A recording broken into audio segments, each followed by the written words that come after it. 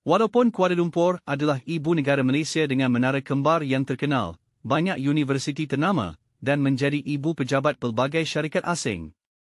Namun dalam kajian kos kehidupan luar negara, Kuala Lumpur hanya berada di tempat ke-181 di antara bandar-bandar besar di seluruh dunia.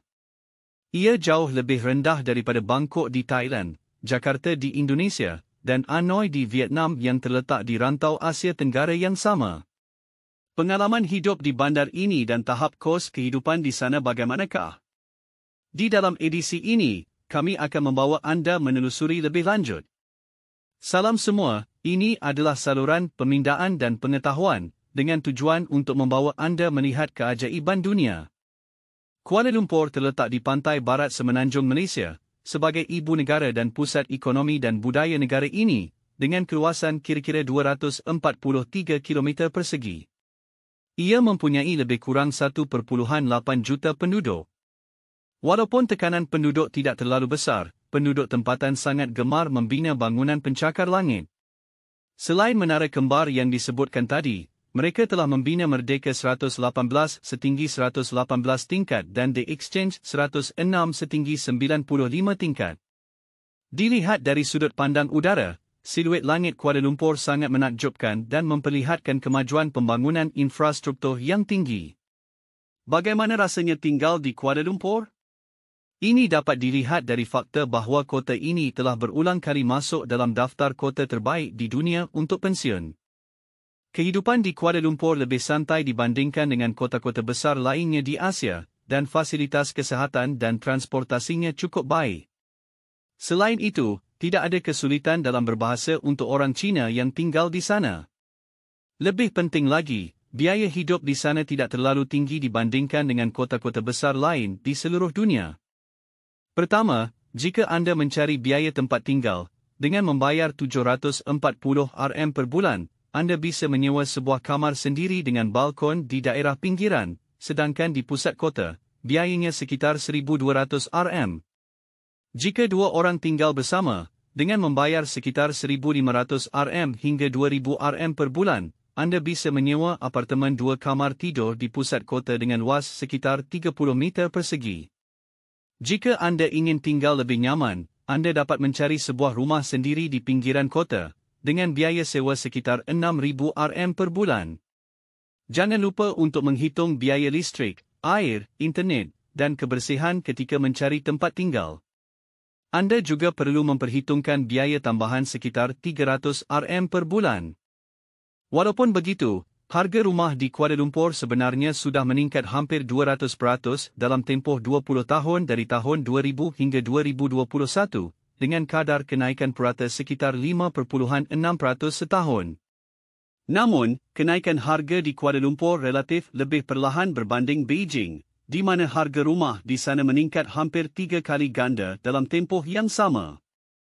Terdapat 3 faktor yang menyebabkan kenaikan harga rumah di Kuala Lumpur tidak begitu tinggi. Pertama, pada tahun 2016, pasaran hartanah Malaysia menghadapi kelebihan penawaran. Pada tahun 2017, jumlah projek perumahan baru meningkat 40% berbanding tahun sebelumnya, yang menyebabkan penurunan harga. Oleh kerana masa yang diperlukan untuk menyerap bekalan rumah baru, pasaran perumahan Malaysia masih menghadapi kelebihan penawaran pada tahun 2020, termasuk di Kuala Lumpur, yang merupakan salah satu kawasan di negara ini dengan jumlah rumah yang paling banyak masih belum terjual. Faktor kedua adalah Malaysia tidak mempunyai perkembangan ekonomi yang setanding dengan negara-negara Asia Timur yang lebih maju. Malaysia dahulu bergantung pada sumber semula jadi dan tenaga buruh murah untuk mencapai kadar pertumbuhan ekonomi yang luar biasa, tetapi dengan hilangnya bonus demografi dan kekurangan kemajuan teknologi, perkembangan industrialisasi Malaysia telah terhenti, dan pendapatan rakyat tidak dapat meningkat dengan signifikan. Bagi Kuala Lumpur, gaji purata pekerja di sana ialah 3,800 RM sebulan, dan pendapatan gaji rakyat akan turut mempengaruhi harga hartanah. Harga hartanah di Kuala Lumpur agak mampu milik, yang berkaitan dengan penghad pengeluaran asing membeli hartanah di Malaysia. Malaysia mempunyai tahap antarabangsa yang sangat tinggi, dengan bahasa Inggeris dapat didengari di seluruh Kuala Lumpur. Sebagai bandar besar antarabangsa seperti ini, harga hartanah biasanya akan meningkat akibat daripada kemasukan dana asing. Namun, kerajaan Malaysia telah meningkatkan had minimum pembelian hartanah oleh warga asing berterusan sejak tahun 2010, meningkatkan dari 250,000 RM ke sejuta RM, untuk melindungi hak pembelian hartanah oleh penduduk tempatan. Oleh itu, pasaran hartanah Malaysia agak terlindung dari kenaikan harga yang disebabkan oleh pelaburan asing. Tetapi, dengan kenaikan harga hartanah di rantau Asia, Kuala Lumpur yang mengalami peningkatan harga yang agak perlahan, juga menjadi tempat yang menarik minat pembeli asing dalam beberapa tahun terakhir. Selepas memperkenalkan harga rumah yang relatif berpatutan di Kuala Lumpur, kita akan melihat tahap harga barang keperluan di sana. Seperti biasa, kita akan mula dengan makanan. Hidangan murah dan biasa di tepi jalan di Kuala Lumpur biasanya berharga kira-kira RM10, dan jika makan di kedai gerai makanan, harga setiap hidangan lebih murah, kira-kira RM5 setiap hidangan. Sekiranya anda bekerja di Kuala Lumpur dan makan di luar pada waktu tengah hari setiap hari, kos makanan luar biasa kira-kira RM220 hingga RM300 sebulan. Jika anda suka minum kopi dan makan snack, kos makanan luar setiap bulan mungkin lebih baik pada RM500 hingga RM600. Jika anda boleh memasak makan malam sendiri selepas makan tengah hari di luar, kos makanan sebulan mungkin hanya memerlukan kira-kira RM400. Walau bagaimanapun, angka ini boleh disesuaikan ke atas atau ke bawah mengikut selera makan dan bahan makanan individu. Selain itu, seperti di Singapura, perbezaan kos membeli belah di pasar raya mewah atau pasar tradisional yang lebih murah sangat mengejutkan. Selain makan tengah hari dan malam hari biasa, kos makanan untuk aktiviti sosial juga perlu diambil kira. Budaya berkumpul untuk makan makanan di tempat-tempat makanan di Kuala Lumpur sangat popular. Biasanya, makan di restoran yang dipilih orang tempatan semasa berkumpul dengan rakan sekerja berharga kira-kira RM80 seorang. Jika bertemu seorang kali seminggu, kos makanan bulanan akan meningkat sebanyak kira-kira RM320. Seterusnya adalah kos pengangkutan. Malaysia mempunyai ciri-ciri khusus di mana harga minyak sangat murah. Mengikut data terbaru tahun 2022, petrol tanpa pelumbung 95 hanya berharga 2.05 RM setiap liter. Berbanding dengan Singapura yang terkenal mahal, iaitu SGD 2.62, 8.38 RM setiap liter, dan Indonesia sebanyak RM14,000 Indonesia setiap liter, 4.48 RM, harganya lebih 2 kali ganda daripada Malaysia. Harga minyak yang sangat murah di Malaysia ada dua sebab utama, iaitu Malaysia mempunyai sumber minyak sendiri, dan kerajaan tempatan mempunyai dasar subsidi bahan api. Oleh kerana kenaikan harga minyak, negara ini dapat meningkatkan pendapatan dan oleh itu dapat menggunakan dasar subsidi bahan api untuk melindungi rakyat tempatan. Harga minyak yang murah di Kuala Lumpur membuatkan ramai penduduk tempatan memandu untuk berulang-alik. Untuk menjalani kehidupan di sana, kos minyak sekitar RM500 sebulan sudah cukup. Dengan menambahkan kos makanan dan pengangkutan di atas, ditambah dengan sewa rumah RM1,000, kos asas untuk menjalani kehidupan di sana sekitar RM3,000.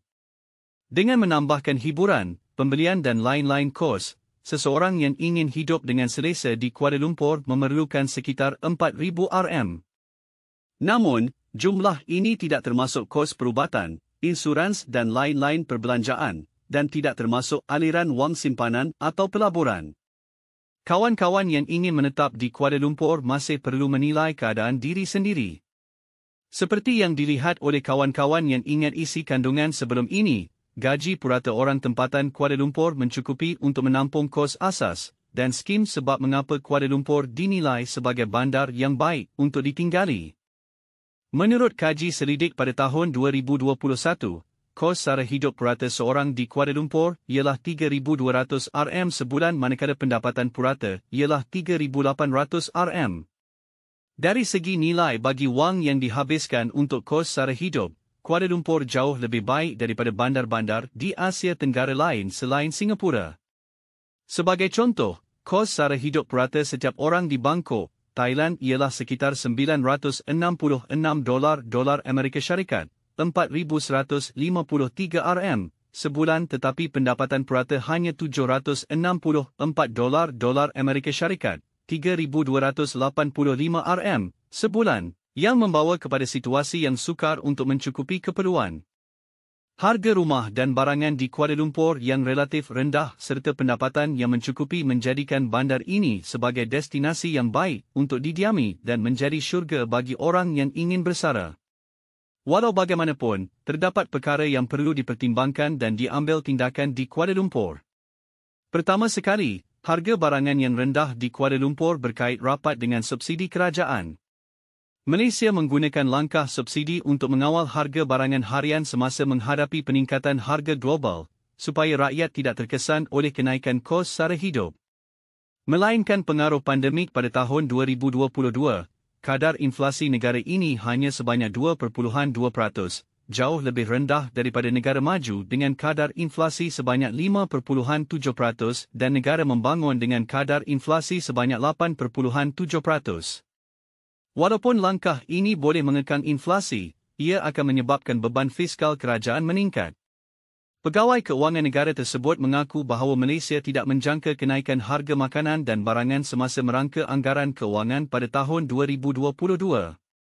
Pada bulan Februari hingga Mei 2022 sahaja, jumlah subsidi untuk ayam dan telur di seluruh negara Malaysia telah meningkat sebanyak 700 juta RM. Sekiranya keadaan terus merosot, kerajaan tidak mungkin terus memberi subsidi. Sekiranya mesin kerajaan berhenti, rakyat tempatan mungkin menghadapi kesan yang serius. Secara keseluruhan, Kuala Lumpur merupakan sebuah bandar antarabangsa yang relatif mudah untuk didiami. Ia juga merupakan tempat yang sesuai untuk orang asing tinggal secara berpanjangan, walaupun terdapat masalah yang biasa di negara-negara Asia Tenggara. Kuala Lumpur tetap merupakan sebuah bandar yang mempunyai potensi pembangunan pada masa depan dan mungkin akan menarik lebih banyak orang untuk datang ke sini. Bakat mungkin menjadi kunci untuk memperkasakan pembangunan bandar ini pada masa akan datang. Terima kasih atas sokongan dan perhatian anda. Jika anda menyukai karya-karya saya, sila tekan suka, kongsikan dan langgan saluran saya. Ini akan memberi motivasi kepada saya untuk terus mencipta dan berkongsi lebih banyak kandungan.